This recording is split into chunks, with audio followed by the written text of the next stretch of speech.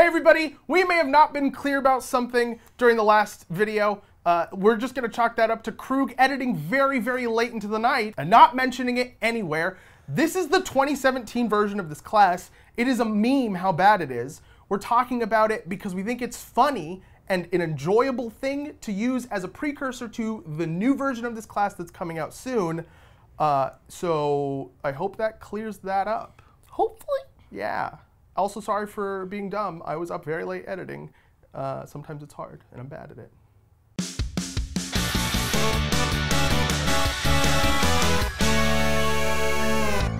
Hi everybody, welcome to GameGorgon. My name is Krug. I'm Indigo. Today we're here to talk to you about a subclass of the Artificer, or the Artificer if you want to be the Google pronunciator. Artificer. The Alchemist. And the Gunsmith. We're going And- to be talking about both the Alchemist and the Gunsmith, which are the two options for the Artificer. We're going to start with the Alchemist because alphabet is a thing. So the Alchemist has a special place in my heart because it is very, very, very, very underpowered and very boring. Incredibly boring. I'd say more boring than underpowered. It's pretty boring. Yeah, and me personally, I love the Alchemist. I mean, not this rendition of the Alchemist. The idea of the Alchemist? I love the idea of an Alchemist. I love the fantasy of an Alchemist. Yeah. I even enjoy the fantasy and the idea of a gunsmith. Sure. And I hate both of them. Yeah, so to get into the Alchemist, the first thing you're going to be getting at level 1 is the Alchemist Satchel. It's basically a way to get around how you make potions so quickly. It's basically you reach into a satchel, you pull exactly the items in which you need to make said potion to then pull out and make, and then still also use in the exact same time. And this seems just like a meme explanation for something that can't be done. Sure. Which is totally fine by me. The thing about the satchel is if you lose it or if it breaks, it costs 100 gold to replace and 3 days to make a new one. That's a lot of time. Especially as a first level thing. Yeah. So if you lose it at level 3, you know, that's a lot. You can't do that. You can't put in a mechanic that makes it so that your class cannot use any of its stuff. I mean, all spellcasting and have class. It cost 100 gold to replace? Yeah. How much does an Arcane Focus or a Wizard Spellbook cost to replace? The spellbook costs very little. The problem is that the spellbook's empty. Yeah, I get that. And you would have to transfer in spells. Yeah, I get that. So, I mean, that is a mechanic that gets used. Sure. But I don't know.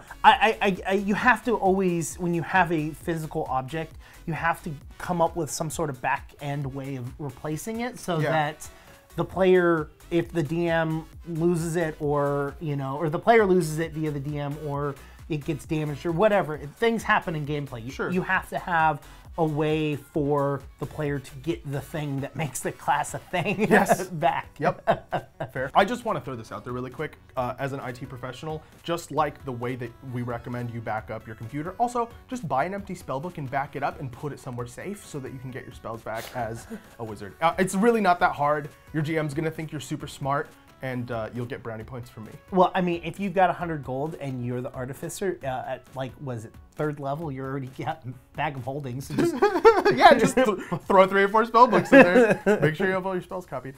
Also, back up your data on your computer. No, Indigo, don't come.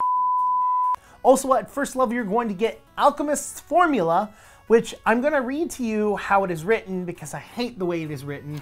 And it is a personal thing, and you guys may not think. You guys go in the comments and bitch about it. It's okay. I'm okay with you guys going, oh, you're being a nitpick about this. I get it, all right? So it is written, at 1st level, you learn 3 Alchemist Formula options. Alchemist Fire, Alchemist Acid, and 1 other option of your choice. Okay, so you learn 3 Alchemist Formula options. Yep. But 2 of them aren't options. Oh, it even does say the word options. Yeah. Honestly, when you were reading it initially, the word options didn't register in my head. Like, you're absolutely right. That's dumb. Because 3 Alchemical Formula options means that I can pick 3 different options. 3 of them. But this is, I learned 3 alchemical formulas. This one, and one of my choice. Yeah. It should have just said at first level you learn Alchemist Fire, Alchemist Acid, and one of your choice. I agree with you. Less words are more important. Yes. Yep. Hey, what do levels 3, 9, 14, and 17 have in common? You're going to get to learn another Alchemist's Formula.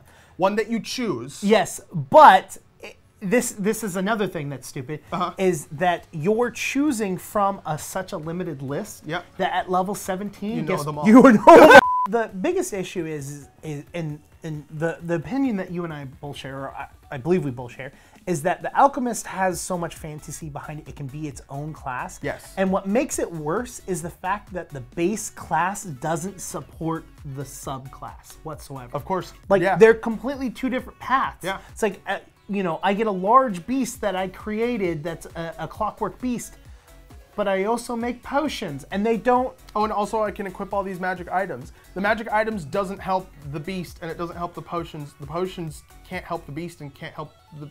Like, none of them play together at all. Like, if you look at any of the other subclasses for any of the other class options out there, there is intermixing between how skills work with each other. Yes, you get better at a specific thing, but it doesn't prevent you from like using your base abilities. They're not like globally all supporting the same facets of the class, right? Like a paladin that's doing retribution, like has, you know, a persuasion channel divinity that he can use to get +5 on persuasion checks. That doesn't support his combat features or his defensive features. It literally is just extinguishing combat, which is supporting the fantasy of that paladin. It's not hard, right? You don't need to cover the entire class with every ability. Just have things interact like onesie twosies, and it would be fine. Absolutely. Now we're going to be talking about all of the potions. Don't worry, this part's not going to be that long. There aren't that many, and they're not very entertaining, so this is going to go pretty quick. And honestly, I'm not even going to go into a huge amount of detail in all of them because they are so boring. Yep. So if you want to get the full detail, head down into the description where there's a link to the show notes where we have everything broken down of what levels they get increased on and all of that stuff. So if you want to check that out, go there. But let's just go into it. So the first thing is Alchemist Fire. Yeah. A simple, you throw it, it hits everything within a 5-foot radius of a target, and they make a reflex save, and then they take damage. Yep. It increases, I think, at 4th level and goes up. Yeah, the numbers are wildly unimpressive. Yep. Right? Yeah. And it's not, it doesn't scale by any other metric. Then the next is Alchemist Acid, which is you hit a single target. Yep. And again, it's a reflex save for that. Yep. And this was a perfect opportunity to just have it be a ranged attack, right? But they didn't take it. Now, both of your attack potions, because spoiler alert, this is the last one, are both saving throws. And they're both the same saving throw.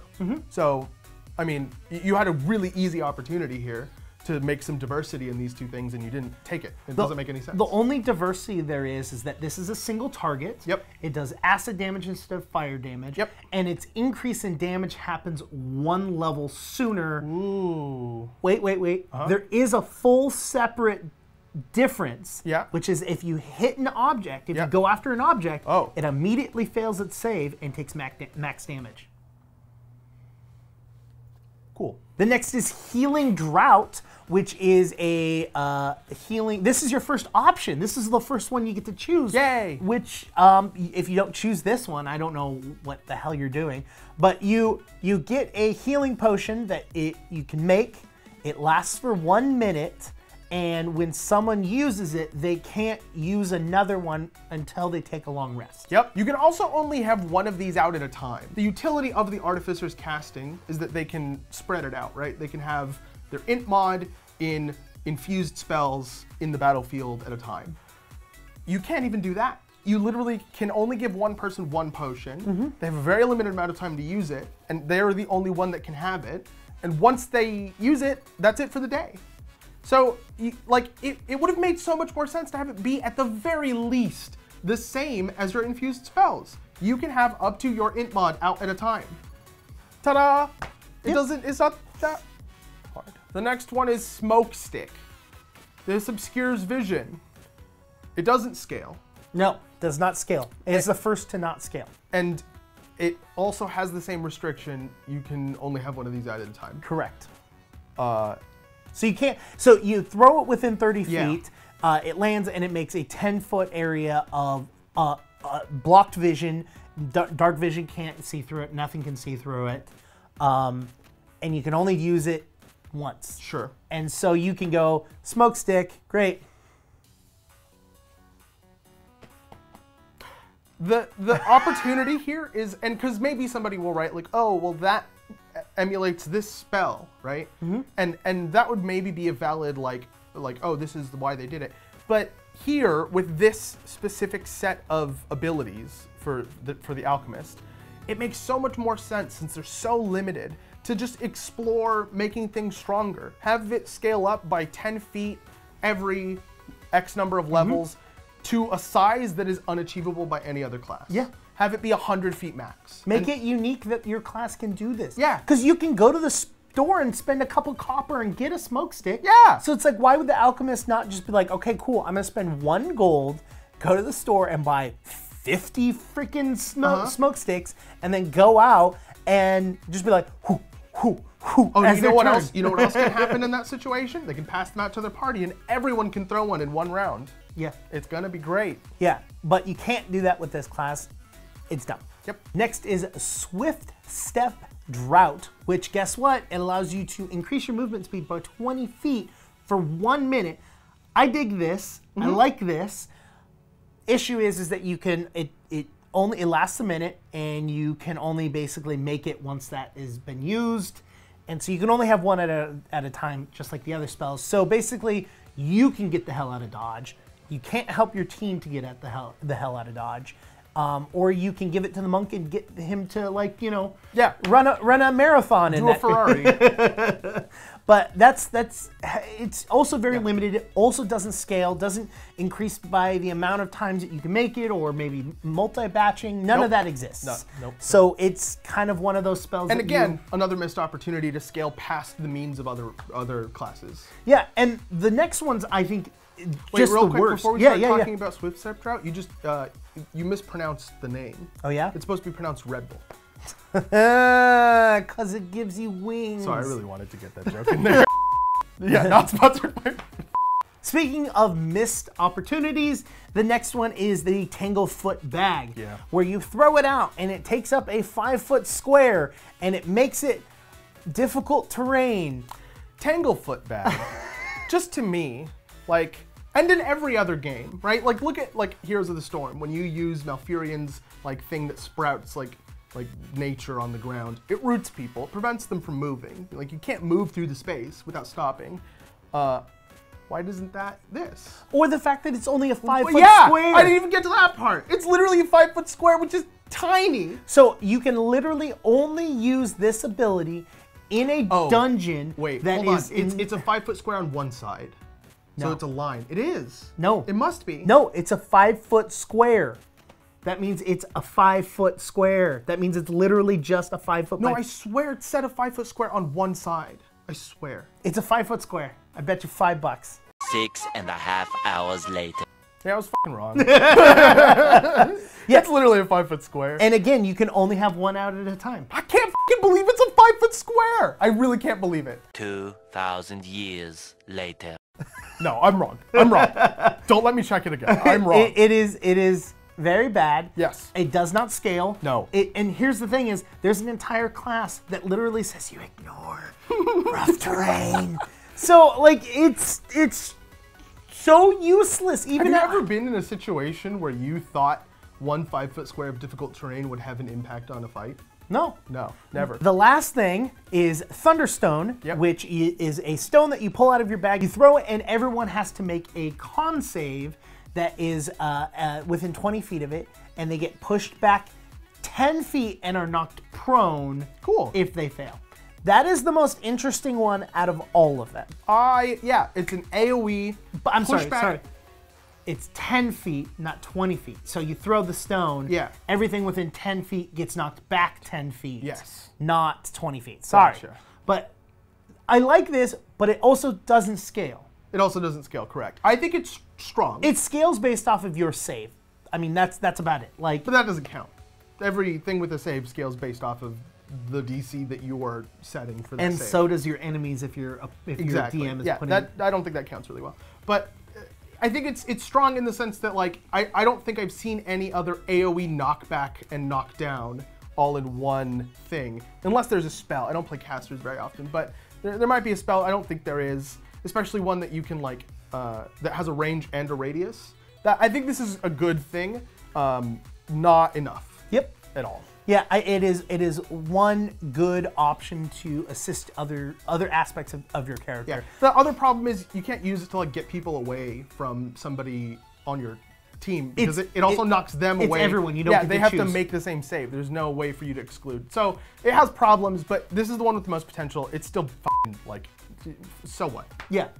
No, it's all in all of those options you have at level 1. Yeah. You get to choose one of them, mind you, minus the Alchemist Fire and the Acid, and then you gain them as levels go on. But you're not really gaining that much. Correct. Because it's like the only one that scales as you level is Healing Drought, and that's why I'm saying like if you don't pick that one at level 1, like what are you doing? Yeah. And even then, I would say, what are you doing? You're recognizing the fact that this is almost useless. Like if you need to rely on this heal, you're probably f***ed anyways. Yeah. I mean, it's a just in case, but still, it's dumb. And then at level, oh, wait, that's it. That's all you get when you pick the Alchemist. A handful of underwhelming potions that you can never use because you already used them, because that's the way all the potions work, that don't scale with your level. They're all useful at level 1. Have fun with that. We're gonna talk about the Gunsmith now. The Gunsmith is just like the Alchemist in the sense that it is incredibly boring and not in any way engaging, but opposite in the sense that it is extraordinarily, mind-bogglingly overpowered. And I'm pretty sure it's that way because of an oversight. But we'll get to that part. At level 1, you're going to get Master Smith, which basically means you get to cast Mending as a cantrip. Hey, guess what? You should have learned that at level 6 when you got your dumb robot back in the base class, not in this subclass. Level 6 should have been a base spell. Also at level 1, you're going to get your Thunder Cannon. I had to say it like that for you. It is a two-handed weapon that does 2d6 worth of damage, and it takes a bonus action to reload it. Yes.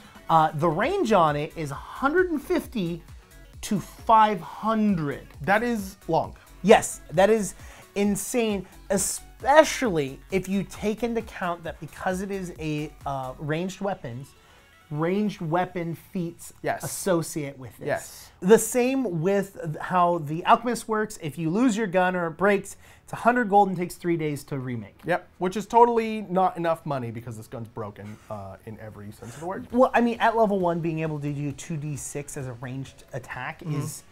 An additional 2d6 is ranged attack. Well, no, it's just 2d6. Oh, the last thing you get at level 1 is your Arcane Magazine. This thing is one of the reasons this is a broken class, but it's not readily apparent right now. So this is gonna hold your magic bullets that you use to go pew pew pew. You magically make the bullets because it's like a magic magazine. So just when you're done with a long rest, you get 40 bullets. Yeah, you spend time making them. Yeah, during the long rest. It's assumed that you do that because apparently everything in this class is just an assumed thing. So you make your 40 bullets.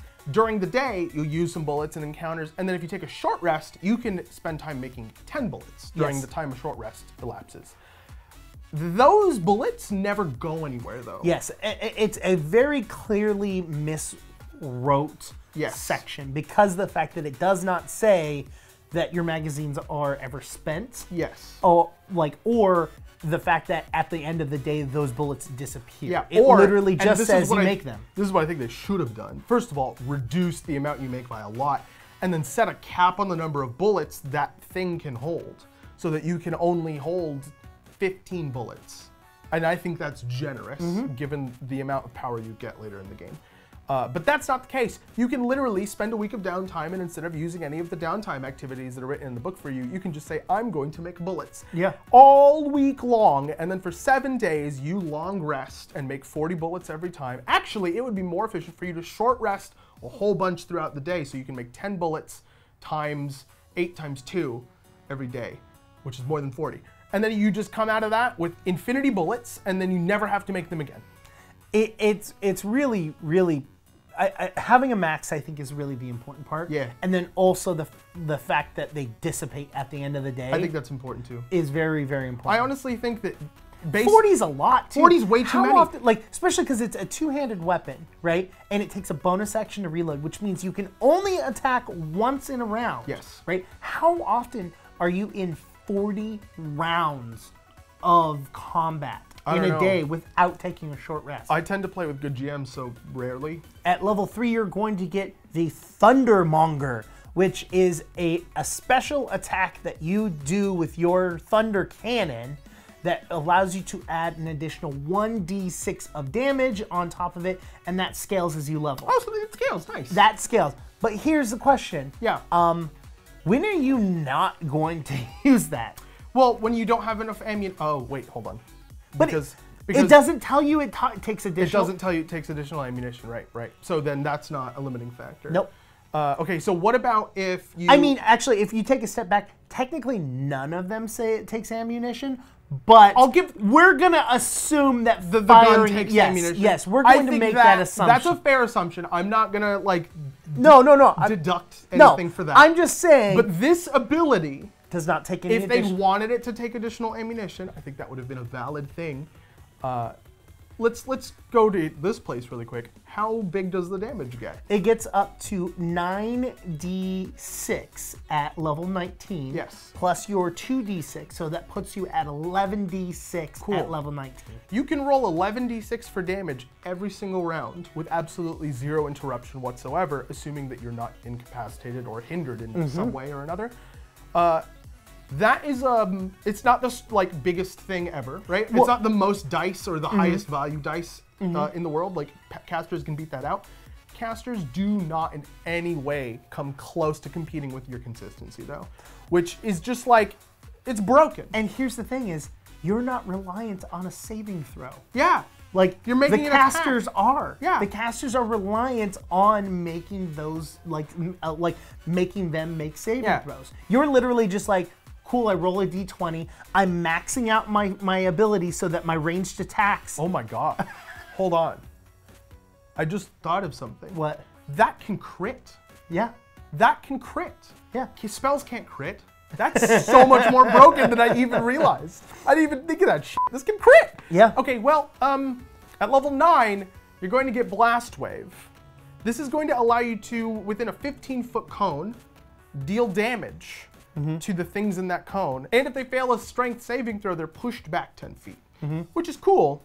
And they take 2d6 of force damage. Right, and they take 2d6 of force damage. So you have like the strongest single target damage in the game, and you have an extraordinarily viable AoE damage like output, and it's also crowd control. Yeah. And there's absolutely no cooldown on it because all you have to do is reload your gun. This ability also doesn't say that you have to do anything with your ammunition that's any different. Your range is 150 to 500. You take the sniper ability, so your range is 500 feet with no disadvantage. Yep. You're firing.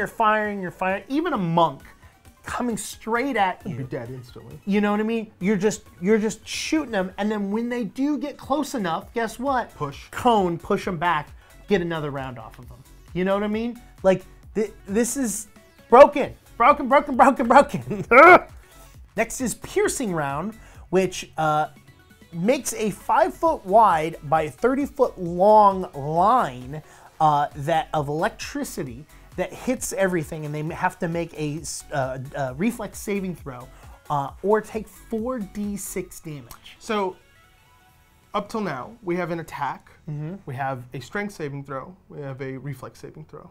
All three of those things on these abilities. The diversity is great, right? Like, if something's making all the deck saves and it's just dodging all your... You can just switch to anything else. You can start attacking it. You can start having it make strength saves. Why is the diversity in this one but not in the other one, is my question. I don't know. All right.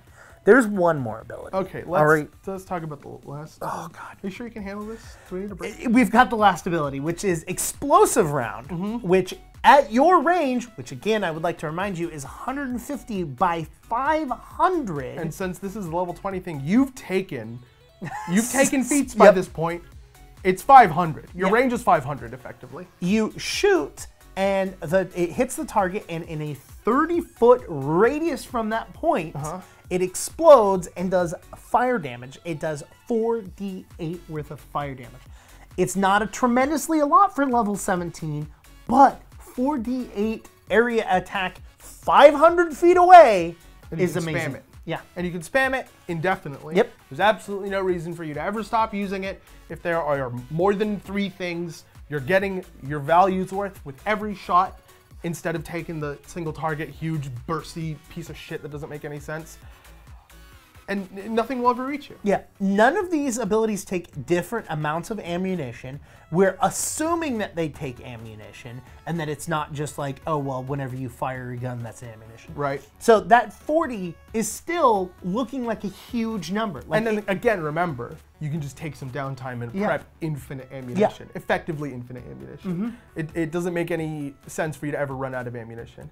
The problem is that there's no cooldown period, and there's no situation in which your gun is a hindrance. Because I would take something this strong if it also made it so that you moved it 5 feet. Your move speed became 5 feet. Or if an enemy hit it, it explodes and you die. Like, I don't know. I'm trying to think of a consequence for something this strong. My point is that you can balance something like this by having an equally impactful downside. Or there's no ammunition problems. There's no chances of backfiring other than like a critical failure, which then your GM the GM's gonna make it up off the top of your head. Yeah. It's not written in the There's book. no sort of like mechanic with the game. The fact that all of these abilities can crit. Yep. You know what I mean? Like, this is really, really strong and really, really boring. Yeah. Like, and the reason why we keep saying it's boring is because as a gunsmith, if I want to be a cool, badass person with a gun in like this time, I want to have the option of having a pistol. Yeah. I want to have the option of having a rifle or having a shotgun. Some of these abilities sound like they're shotgun abilities. Yeah. You know what I mean? Having the ability. Some of them sound like they're sniper rifle abilities. Some of them sound like they're explosive rounds. I guess artillery abilities. It would be more gunsmithy to make those things and use them separately as separate items so that you have to like switch between them. That would add a point of like difficulty to using the kit. But right now, the smithing of the gunsmith happens at level 1, and that's it. It's not like you're ever gonna lose the gun. No one's gonna reach you. No one's gonna take it. No one's gonna ever talk to you because you're too strong. Also, remember, you have 6 magic items attuned. Yeah, that's the other kicker is we're looking at these as just themselves. If you're also adding on to the fact that you have a large challenge rating clockwork robot that's running around with you that you can attune to 6 items, the fact that you have made items and or sold them and gotten additional items on top of that, like, there's so much to it that it's just like, oh, you know what? I want to, wear an item that gives me haste so I'm able to attack more. Okay, great. Why don't you do 11d6 twice around? This is it's poorly written, very badly put together, and I know we've said this a million times, but I'm looking forward to seeing what the next Artificer Unearthed Arcana is going to be, and I hope it is much, much better than this one. I would like to know what you think the Artificer is going to be like. So head down in the comments and let us know, what do you think it's going to be like? While you're down there, hit the like button, hit the subscribe button, hit the bell icon. Seriously though, about the comments, comment. YouTube is a bastard, and we need to have more people talking because then they kind of push us up and they help us out. And so if you go down there and comment, please, thank you very, very much on the bottom of my blackened soul. I thought you were going to say the bottom of my nipple. Nope, that is down here because I'm a fat boy. Anyways, go to Twitter and talk to me there. You can talk to me on Twitter at IndigoQT. You can get me on Twitter at QueueTimes, or you can talk to both of us on Twitter at _QueueTimes. But there's also these things down here. I don't know why I, like 2 weeks ago, started doing that, and I can't stop saying the old outro. Bye.